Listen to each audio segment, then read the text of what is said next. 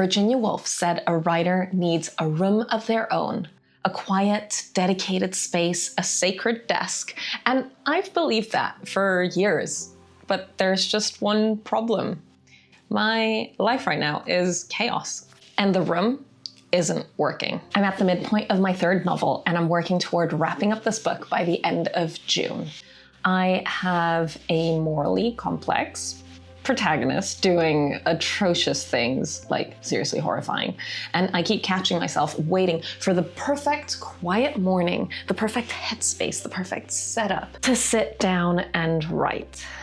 And it's just not happening. So this week, well, 2 weeks actually, because even this had to bend to my chaotic calendar, but I'm gonna be doing the least scientific experiment you will ever see. I'm taking my manuscript and my chaos to 9 completely different places across Cyprus: an abandoned mountain village, a treehouse, a waterfall, a bookshop, and more. And I wanna see what happens when I stop trying to control the conditions and just write wherever the day allows. Because I keep indulging my control freak side and believing that I need the perfect conditions to write. You know, enough time, enough space, enough everything. But what if, when everything is chaotic, what I need is more chaos? What if what I need is to leave this room and embrace the mess? So we have a few very quick, very simple rules this week. I'm only allowed to work on my current manuscript.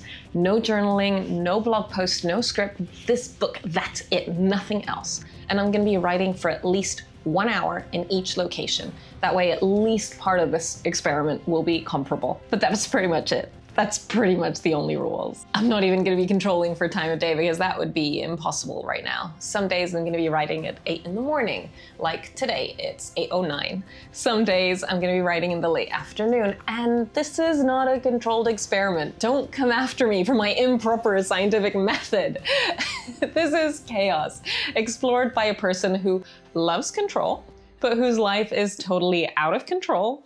And I want you to take it with the appropriate amount of salt. Also, there's this one location that I'm really, really nervous about writing in. Not because of the place itself, but because there'll be people there. People are gonna be able to watch me write, and I'm gonna tell you about it when we get there. But for now, we're right here. We're at my desk with the room of my own, ready to write. And let's see if this feels like a sanctuary or if this is just habit. Okay, it's time to get going.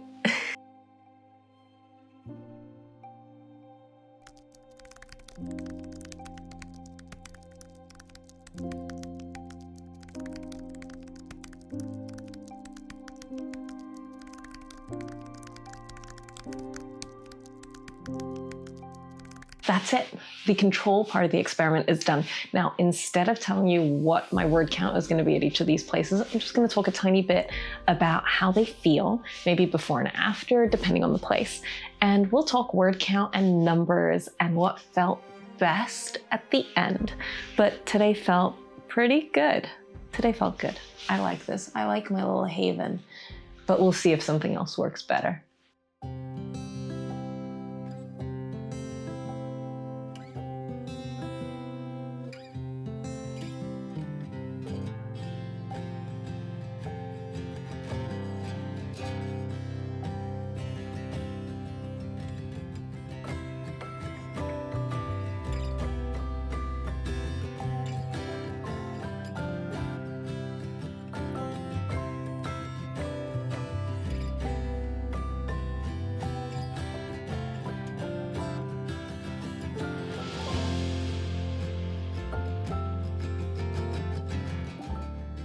So writing at a cafe was just terrible, terrible. The sound of the beans getting ground, the sound of the milk frother, all of that was just so intrusive. It just was breaking my concentration. And by the time I tried writing with music on, it was just not working.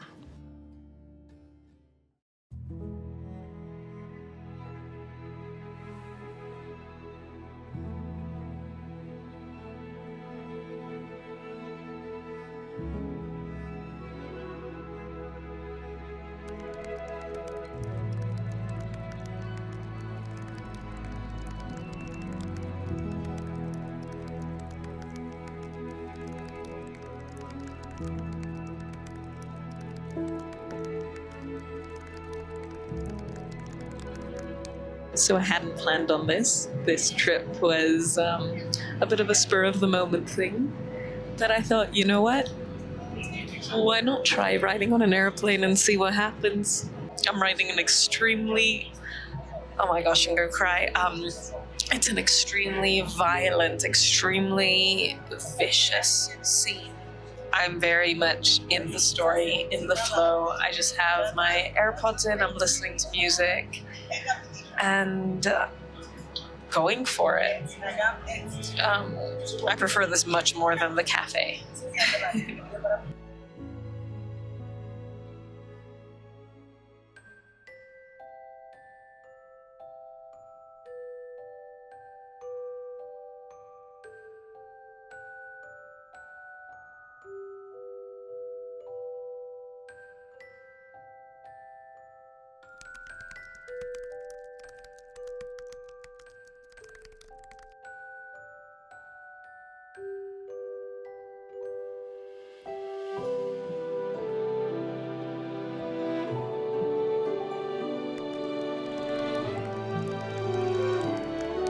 So this place is wonderful. I've loved riding here, but there are so many people that walk by, and I'm sitting next to this beautiful little window that has a mouse with a whisk and macaroons and basically little mice cooking for the tea party at Alice in Wonderland.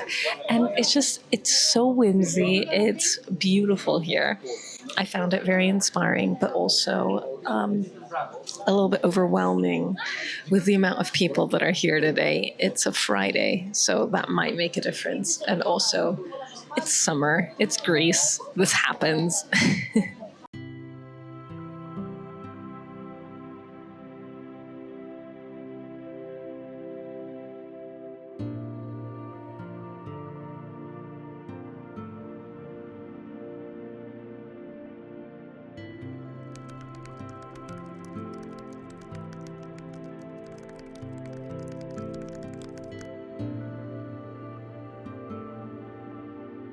I'm just heading out from Little Tree, which you can see over there-ish behind me. And it was wonderful. I loved riding there. The staff made me feel right at home. They made me feel super welcome and as if I'm just one of the regulars, even though it was the second time I've ever been there. I had been once before. And they were just so welcoming to riders. It's fantastic. They have a policy where you can stay for about 2 hours, but they were more than happy to waive that. Even though it was extremely busy and there were so many other people there, they were just wonderfully friendly, perfect staff, perfect experience. I loved it. I loved that. And now we'll see where we go off to next.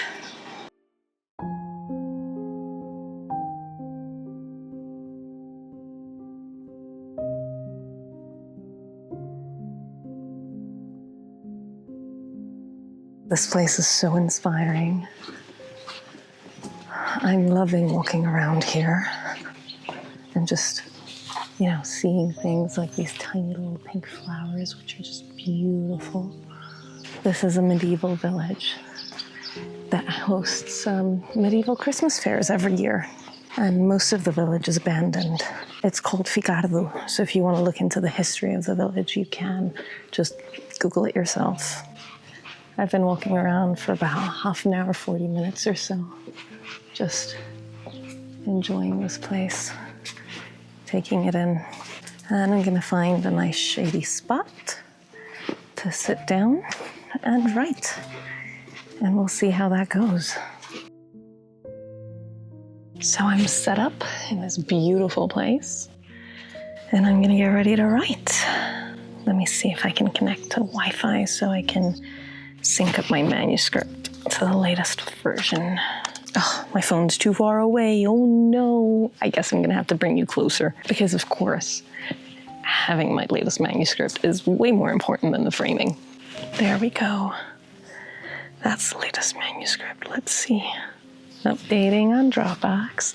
Updating on Dropbox. Updating on Dropbox. Here, we've got the latest one. Here we go. Well, it's trying to update. For now, we're just swirly, whirly, whirlying. and it's not opening. I did not think that a lack of internet would have been one of my main stumbling blocks on this experiment. Let's see. This is not opening. I don't know what to do. I don't know what to do. My manuscript isn't opening. Okay, it worked. Phew. What?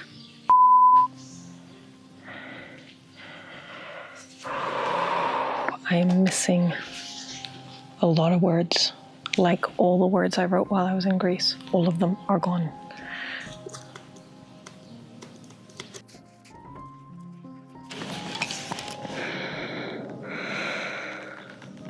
Okay, this sucks. Like, big time.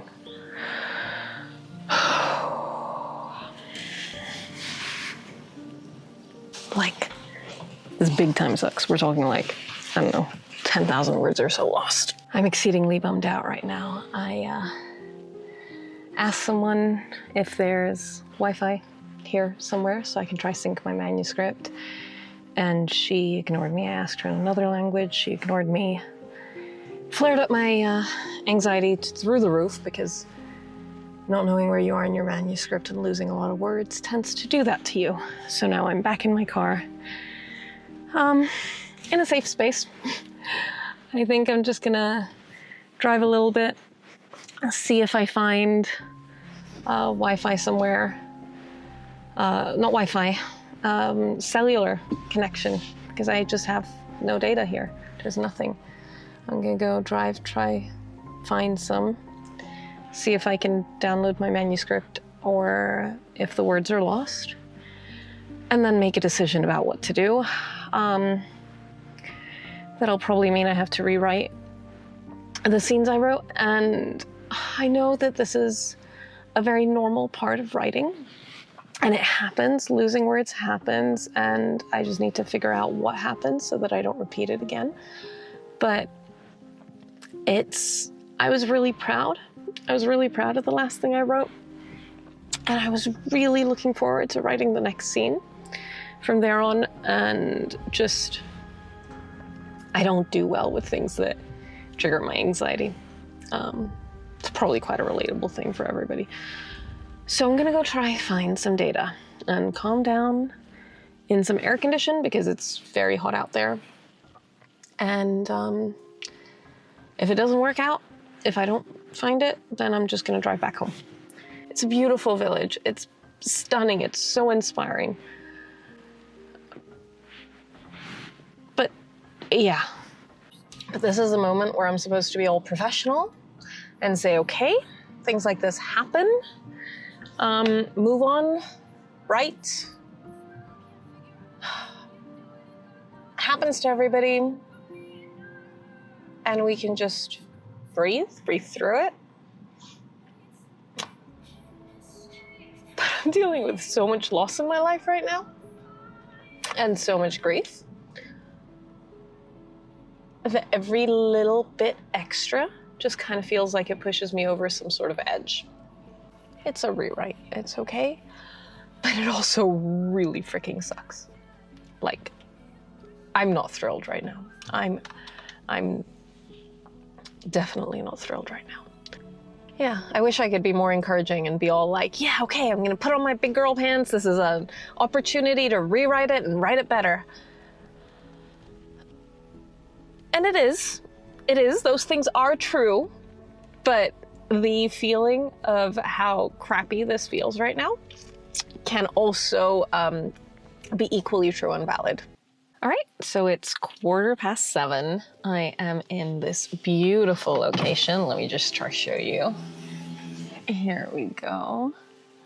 I'm just by this dam and I'm on my way to a treehouse and I'm really excited. It's one of my favorite nature spots in the country and it's just me and this little boof. My service dog is coming with me. This is Coda, if you haven't met him yet. Yes, he has his own seatbelt on. Just before you worry about his safety, he is fine. Hey, Coda Bear, what's going on? We're on the way for an adventure day. So I lost about 7 scenes from my book. And I was really bummed out when I discovered that on Saturday. So I didn't write. This is 2 days later, and now I'm going to be rewriting those scenes. So I will see you at the treehouse. It's a short hike, pretty much through wilderness and countryside. I can hear birds everywhere, and it's beautiful. And I can hear the river. Hi, buddy, are you smelling the flowers? So there we have it. That's the treehouse, and this is our first view. Just over here.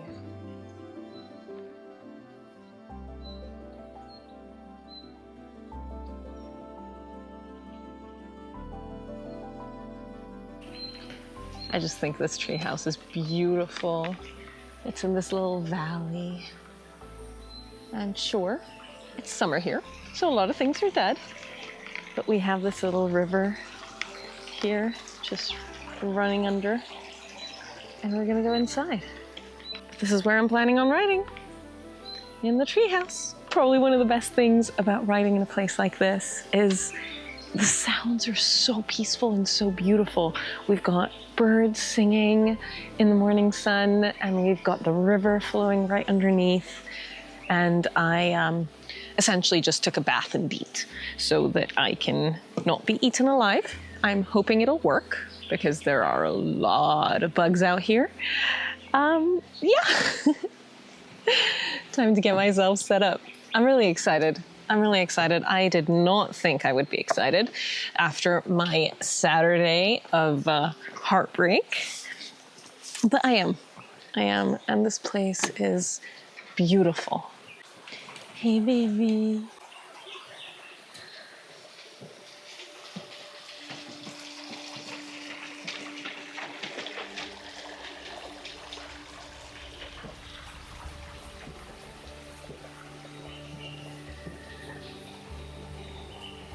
Oh, and another thing is to prevent what happened last time, what I'm going to be doing each day is just copying everything I write into a note, because that's iCloud synced. So I'm going to be copying that over into a note so that I have it no matter what, because I don't want to be losing my stuff again.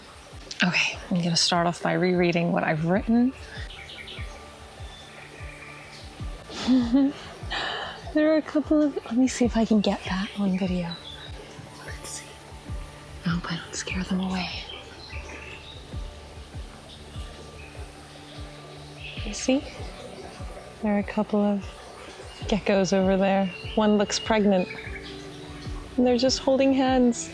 This is so cute. Oh, caught. I've been caught. They're literally holding hands. Ugh, this is just such a beautiful place. I mean, like, look at it.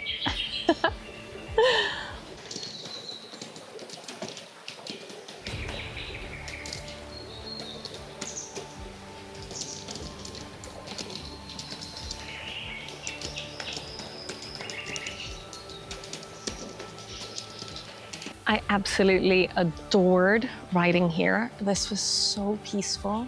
Having the river just rushing underneath, like, I loved it. I loved the sound of running water and the birds and the fresh breeze, and it's just so beautiful, like, so beautiful. If this was my backyard, I would be here every single day, like, no doubt about it. But I didn't love the bugs. I didn't love finding ticks walking on me. I have mega goosebumps all over my body, even talking about it. And I think this was probably the best location outside of writing at home so far. So now we're gonna get ready. We're gonna go on to the next place. So I'll see you there. So this is one of my absolute favorite waterfalls in Cyprus. I find it so beautiful and peaceful. We were here last year for a different video where I was returning to nature for a writing session. And I just think It's so, so beautiful out here. So I'm gonna be writing on this bench, but until then, we're gonna go on a little bit of a hike just to explore the waterfall a bit.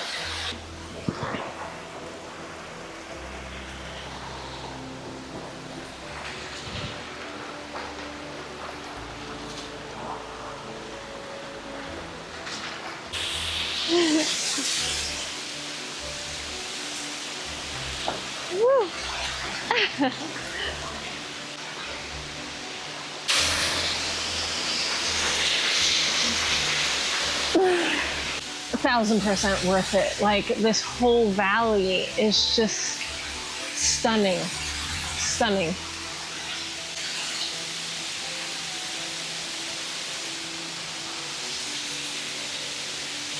So I loved riding here by the waterfall. It was so beautiful, so stunning, and I found it so inspiring. It was almost like the ideas could just flow, which is great. I loved it. So this is going to be my 2-in-1 location where I'm gonna be parked in my car, riding from my car, and enjoying a view.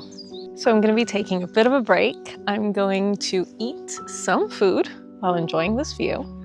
And then I'm going to write from here. Well, technically from my car, but it's beautiful. Like, it's just beautiful out here. And I don't think it needs to be said, but maybe it does. Obviously, my car is parked. I am not moving. I am well away from the road, so it is safe. Definitely tasty. Look at this good boy. Boop, boop.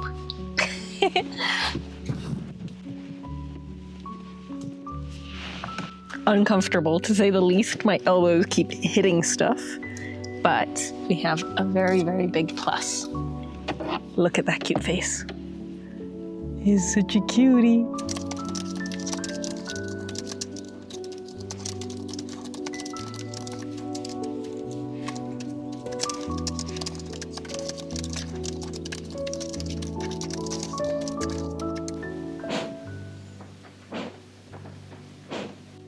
I don't see it, but there's a beautiful sounding bird somewhere out here.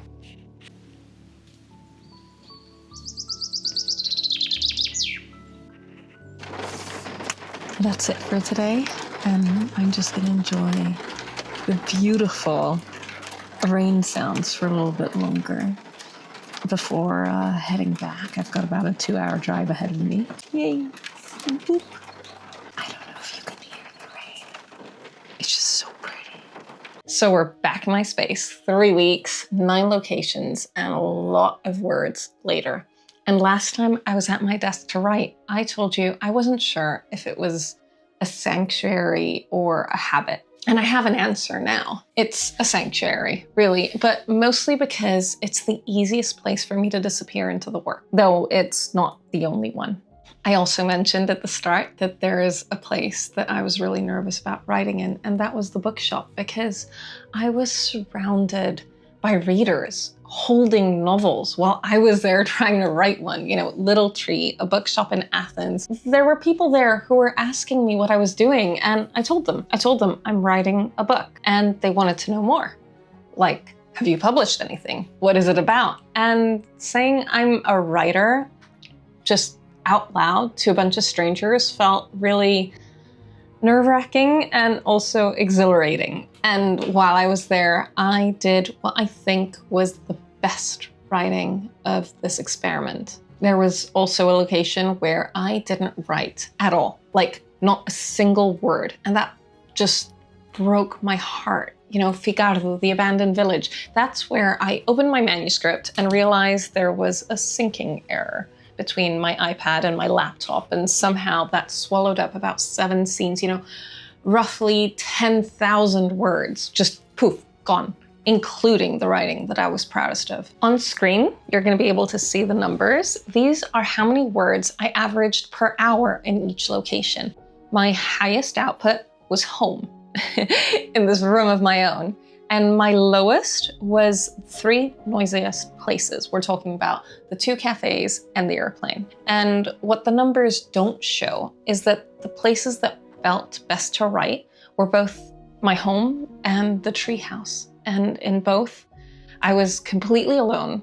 Both were full of just beautiful sound. You know, I had music at home, or at the treehouse, there was rushing water and birds. And now here we are, back where we started. Did the experiment work? Well, I'd say so. Maybe Virginia Woolf and John Cleese are right about this. I needed somewhere that I could disappear into the work and feel safe enough to do that. And this room was just the easiest place to do that. I thought that by loosening my control over the conditions, I'd discover that I needed a lot less control than I thought. And in the end, either luck or tech or the universe or whatever decided to just take control away from me anyway. So I was half right. I proved that I can write almost anywhere, just like Natalie Goldberg says in Writing Down the Bones. The words came, but I wrote best in places that were quiet, that were calm and solitary. So maybe it was never about the room. Maybe it was about whether the space lets me disappear into the story. You know, home did that, the treehouse did that, a cafe with a noisy coffee grinder did not do that, not even a little bit. Eventually, I rewrote the scenes I lost, and some are better now, and some I'm still grieving because they're just not there yet. And I won't be finishing the book by the end of June like I wanted to. That deadline's gonna come and go past me, and the manuscript won't be done. And that's the thing about a creative life. You don't get to control everything all the time. Not the room, not the conditions, not the noise, not whether the words even survive the night. But I'm going to finish this book, and I'm adding more accountability to the process. So starting this week, I'm going to host live writing sprints every week until the draft is done, however long that takes. So if you've ever wanted some company, come write with me. It's up, scheduled now, so go hit that reminder bell, and I'm gonna see you there.